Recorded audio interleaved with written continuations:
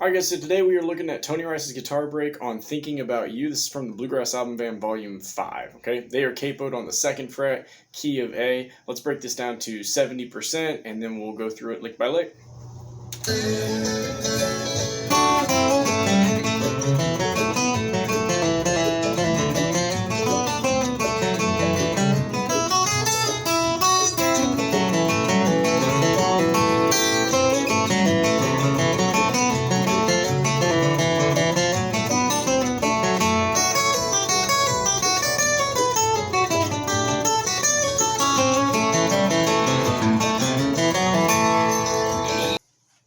Alright, so to me, his break can be broken into 5 chunks, okay? And those 5 chunks are pretty accessible for the most part. There are a couple spots that get a little goosey, but we'll talk about them when we get there. I'm going to be speaking relative to the capo. So when I say a note name, I mean relative to the capo, not relative to the nut. So for instance, if I say G, I don't really mean my open G string. I mean my open G string, but capoed on the 2nd fret. So it's technically an A. Don't let that trip you up. You'll have a copy of my transcription notes anyway, so you can follow along. I'm just going to go through each phrase, and then I encourage you to just practice each lick slowly, and then you can get it up to speed and in good shape. Or just transcribe the song yourself, because that's really good exercise, okay? All right, so here's the very first lick that opens up his break. Okay, so there's a lot to unpack there. When he starts off his break, he starts it off with a really popular phrase that he loves to use, a lick that he loves to use, that you can get a ton of mileage out of. And it's this kind of double stoppy blues kind of thing right there. Pretty easy to grab. I'm taking my 3rd finger on my 5th fret of my G string and B string. I'm just barring it right there. Those notes are technically C and E.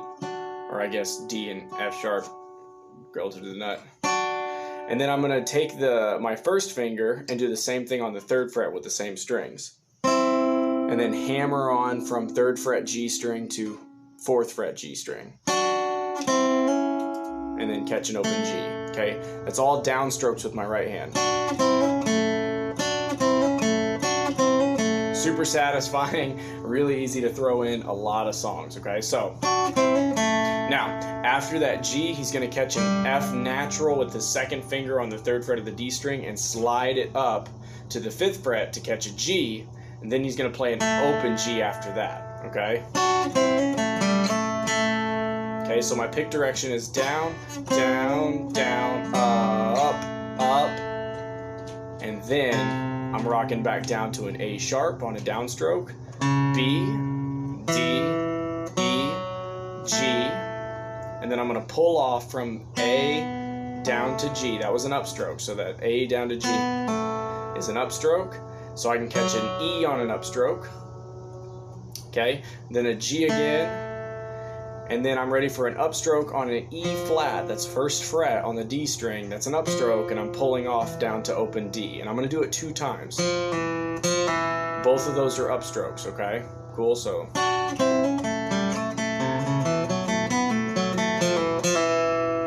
That's how it is in time, okay? That's that very first lick. Now the 2nd lick is a continuation of that 1st lick. So you know I said to do this twice, do that twice. It's really technically 3 times, but the 3rd time it changes a little bit. So here's the 2nd chunk, and you'll hear what I mean.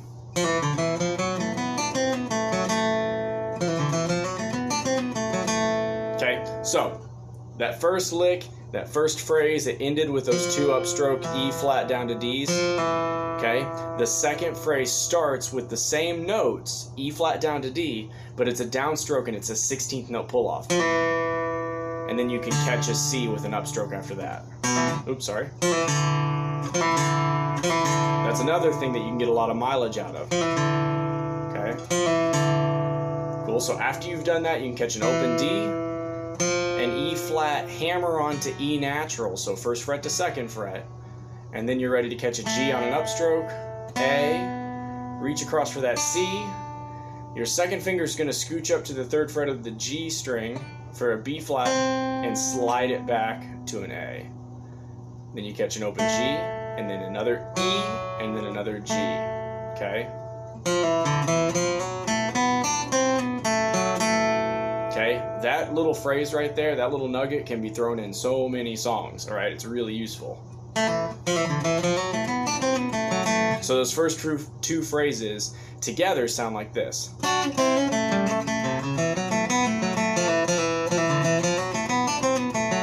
Okay, you may have heard there's a little pause between the first phrase and the second phrase. I'm not sure like rhythmically how to write that out. This is just a little hesitation, right? Cool, but hopefully you got that. All right, so the 3rd chunk, now we're moving over the 5 chord, and this is where things get a little bit interesting, okay?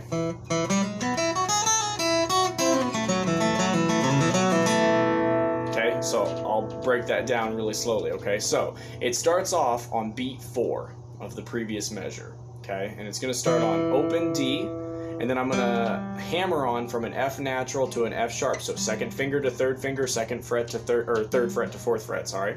So that was a open D, upstroke F natural, hammer on to F sharp. Then you're ready for an upstroke on an A, and then D. Okay, now the next note's an E, but you're not gonna play your open E string. Instead, you're gonna play your pinky on that 5th fret on the B string. Okay, then you can catch an F sharp with your 1st finger on the 2nd fret of the E string, okay? And then a pull off from G back down to F sharp. That's an upstroke. And then you're gonna catch D on an upstroke. And that's gonna tie across the bar line, okay? So it's like a displaced quarter note. It's a little bit of syncopation, cool? So after that D, then you can catch an E on an upstroke. It's on the B string, 5th fret, okay? And then this is where you've got a weird sliding double stop, okay? It's kind of like this. Okay, I'll do that one more time. Okay, so what I did, I took my 1st finger on the B flat, 3rd fret. My 2nd finger's on the D. It's the same fret, but it's over on the B string. That's an upstroke, and I'm gonna play both of those strings, and I'm gonna slide my top finger back to an A after that, okay? It's kind of tricky to do slowly. It seems like the faster you play it, the easier you can make it ring. Okay, cool. So I'll go up to that point one more time. Okay. Now after that, I'm gonna play an open G, G, and then an E, and then a D, and then I'm ready for the G chord again, or the 1 chord again. So I play a G, E, pull off down to D, G, and then I've got another 16th note hammer on from A sharp to B. Okay, so and I catch that D afterwards, pull off from an E down to a D, and then G. So it's kind of like a really fast G run. Okay, cool. So here's that 3rd phrase one more time.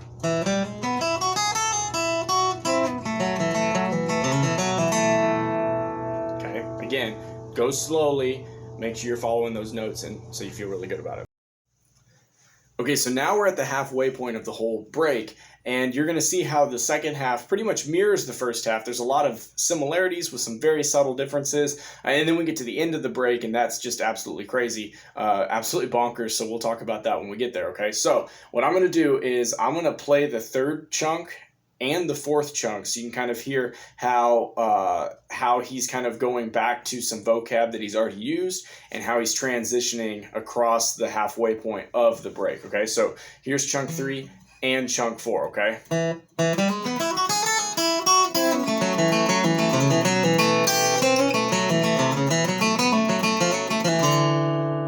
Okay, there's chunk 3 and chunk 4. Hopefully chunk 4 started to sound really familiar, okay? So you heard after that really fast G run that ends chunk 3, right? After that last G, that's a quarter note, and the next note I play is a quarter note immediately following it, all right? So you played beat 1 as that downstroke G, then you're gonna play beat 2 as a downstroke F natural on the E string. It is also a quarter note, so.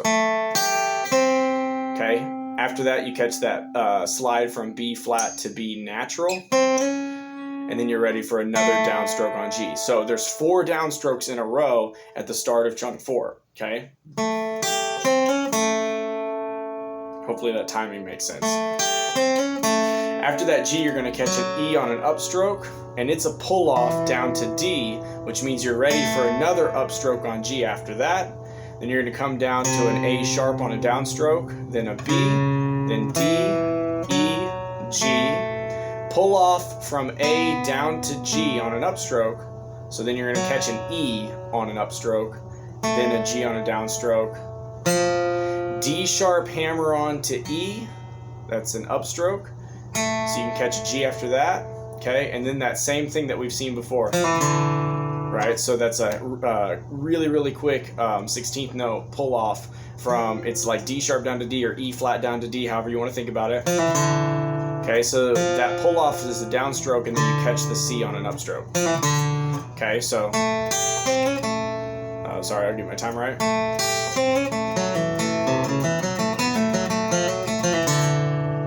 Okay, then you're ready for chunk 5, which is almost exactly the same as chunk 2. Okay. Okay, it's pretty much chunk 2, but you've already done that 16th note pull off just a beat earlier than you normally would have. Okay, cool. All that to say, here's chunk 5. Start on open D, then you're going to catch a C on an upstroke, then open D again. Then you've got a hammer on from D sharp to E or E flat to E, however you want to think about it. And then you're going to catch a G on an upstroke, A, reach across for C, reach your second finger to B flat, and then slide it back to an A, and then catch open G, E, G, okay? Easy peasy, okay? All right, so those were the 5 chunks that I feel like really make up the meat and potatoes of his break. Now let's talk about the ending, which is a whole different animal altogether. This is where things get a little on the goosey side, okay? So I'm going to play all the way through his ending. This is the transition from the 5 back to 1. And then, you know how in bluegrass songs, a lot of times whenever someone takes a break, there's usually like this weird, after the melody ends of the break, there's usually like this weird like 1 to 2 measure kind of gap before the vocals come back in again. And so there's some filler in here as well that kind of adds some forward momentum. And you can have a fun time experimenting, plugging this ending into different songs to use over, the end of that break and that filler that happens before the vocals come back in or another instrument comes back in too. So it's just something to experiment with. Keep what you like, scrap what you don't like. Bear with me. I'm going to play all the way through it. I'll tell you what all the notes are. We'll just go one by one, and I'll kind of try to tell you what my pick's doing, and hopefully it kind of makes some kind of sense for you, okay? So anyway, here's the end of the whole break.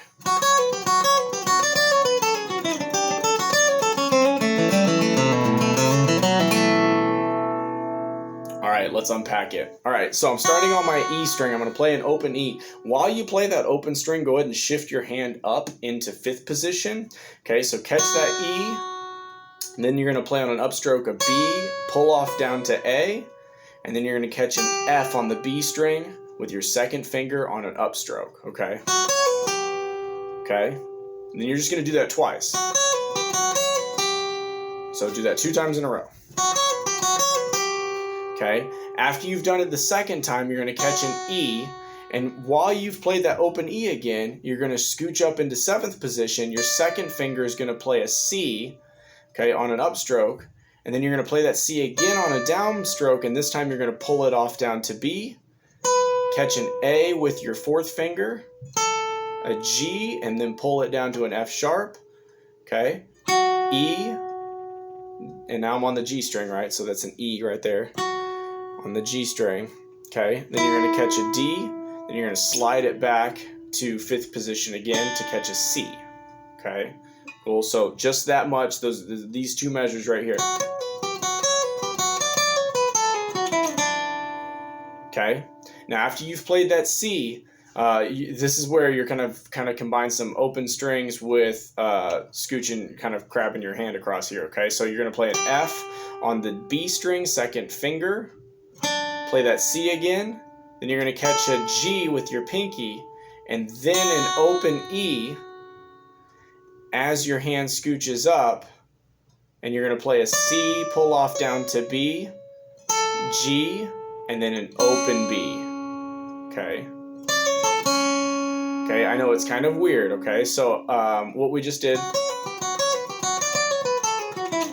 Okay, so these are the notes I just told you about.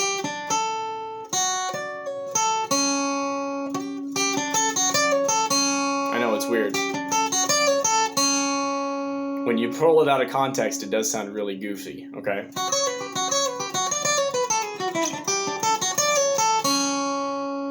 Cool. Now you're going to slide back into first position, and you're going to catch an A sharp and slide it to B, and then a G, D, F natural, D, G,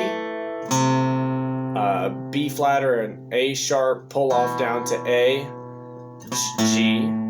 Okay, then you're going to catch another G, but it's an open G. Okay, and then a slide from a B flat to a B natural.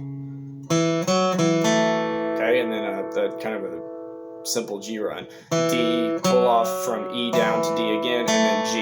Okay, cool. So here's the ending one more time.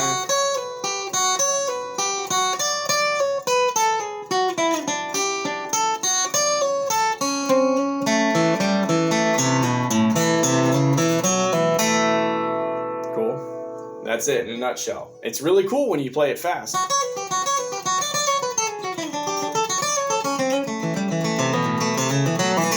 Really cool when you play it fast. When you play it really slow out of context, it sounds really, really weird, okay? So that's how he ends his break. Again, feel free to experiment. Take what you do like, scrap what you don't like. Play around with moving some of these things into other songs, and just have fun playing with it. Cool. So you have my transcription notes. Practice it slowly with the metronome. Listen to it a bunch. Okay, it's a really good album to have if you don't have it. That's volume 5 of the Bluegrass Album Band. And cool. Good luck.